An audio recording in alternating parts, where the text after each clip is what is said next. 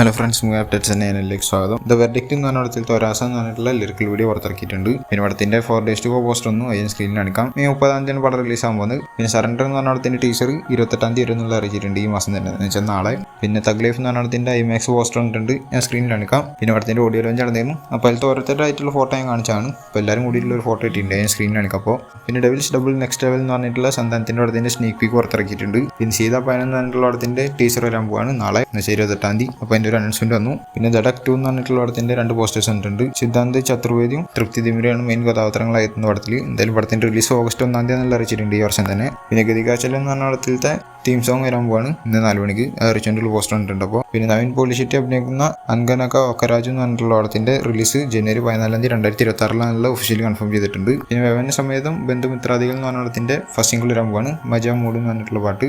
അങ്കിത് മേനോൻ എന്ന് പറഞ്ഞിട്ടുള്ള ആളാണ് മ്യൂസിക് ചെയ്യുന്നത്. എന്തായാലും 6 മണിക്കാണ് പാട്ട് വരിക എന്നുള്ള അറിയിച്ചിട്ടുണ്ട്. പിന്നെ ഷെയ്ത്താൻ എന്ന് പറഞ്ഞിട്ട് പടം പുറത്തിറങ്ങിയിരുന്നു. അജയ് ദേവകനും മാധവനൊക്കെ മെയിൻ കഥാപാത്രം എത്ത പടമാണ്. എന്തായാലും ആ പടം ഒരു യൂണിവേഴ്സിറ്റിന് തുടക്കത്തിട്ടുണ്ടായിരുന്നു. അപ്പോൾ ആ യൂണിവേഴ്സിറ്റി അടുത്തായിട്ട് വരാൻ പോകണം മാ എന്ന് പറഞ്ഞിട്ടുള്ള പടം എന്നുള്ള അറിയിച്ചിട്ടുണ്ട്. ഇതിൽ കാജലാണ് മെയിൻ കഥാപാത്രം എത്താൻ പോണത്. പിന്നെ ചോട്ടാമുംബൈ എന്നുള്ള പടം മെയ് 21 റിലീസിന് വരും എന്ന് പറഞ്ഞിരുന്നു, പക്ഷെ നടന്നിട്ടുണ്ടായിരുന്നില്ല. എന്തായാലും ഇപ്പോൾ ജൂൺ 6 അടുത്ത ഡേറ്റ് വെച്ചിട്ടുള്ളത്. അപ്പോൾ ഒഫീഷ്യലി കൺഫേം ചെയ്തിട്ട് പോസ്റ്റർ ഇറക്കിയിട്ടുണ്ട്. പിന്നെ തുടർന്ന് പറഞ്ഞിട്ടുള്ള മോഹൻലാലിന്റെ പടം കേരളത്തിൽ നിന്ന് മാത്രം 50 കോടി ഷെയർ നേടിയിട്ടുണ്ട്. അപ്പോൾ അങ്ങനെ റെക്കോർഡ് ഇട്ടിരിക്കുകയാണ് ആദ്യമായിട്ട്. പിന്നെ പടത്തിന്റെ OTT റിലീസ് ഈ മെയ് 30 ജിയോ ഹോട്ട്സ്റ്റാറിലൂടെ ഉണ്ടാവും എന്നുള്ള കൺഫേം ചെയ്തിട്ടുണ്ട്. മലയാളം, തമിഴ്, ഹിന്ദി, തെലുങ്ക്, കന്നഡ എന്ന് പറഞ്ഞ 5 ഭാഷകളിലായിരിക്കും പുറത്തിറങ്ങാനുള്ള അറിയിച്ചിട്ടുണ്ട്. പിന്നെ ഡക്കോയിറ്റ് എന്ന് പറഞ്ഞ പടത്തിന്റെ ഫയർ ഗ്ലിംസ് പുറത്തിറങ്ങിയിരുന്നു. അത് 5 million+ വ്യൂസ് കഴിഞ്ഞിട്ടുണ്ട്. എന്തായാലും ഒരു കുഴപ്പമില്ലാത്ത സംഭവമായിട്ടാണ് എനിക്ക് തോന്നിയിട്ടുണ്ടായത്. എന്തായാലും പടം ക്രിസ്മസിന് എന്ന് വെച്ചാൽ ഡിസംബർ 25 റിലീസ് ആകാൻ പോകുന്നത്. പിന്നെ മിറൈ എന്ന് പറഞ്ഞിട്ടൊരു പടം അനൗൺസ് ചെയ്തായിരുന്നു. അപ്പോൾ അതിന്റെ ടീസർ നാളെ വരെ എന്നുള്ള അറിയിച്ചിട്ടുണ്ട് 28. കുറേ ടീസർ 28 വരെ ഉണ്ട്. അപ്പോൾ ഇന്നത്തെ വീഡിയോയിൽ തന്നെ ഒരു 3-4 എന്തിന് പറഞ്ഞിട്ടുണ്ട് 28 വരാൻ പോകുന്ന ടീസറിന്റെ കാര്യം. എന്താണ് 28 പ്രത്യേകത എന്നുള്ള അറിയില്ല, ചിലപ്പോൾ എന്തായാലും ഉണ്ടായിരിക്കാം. പിന്നെ മാർഗം എന്ന് പറഞ്ഞ പടത്തിന്റെ ഒഫീഷ്യൽ ട്രെയിലർ പുറത്തിറങ്ങിയായിരുന്നു.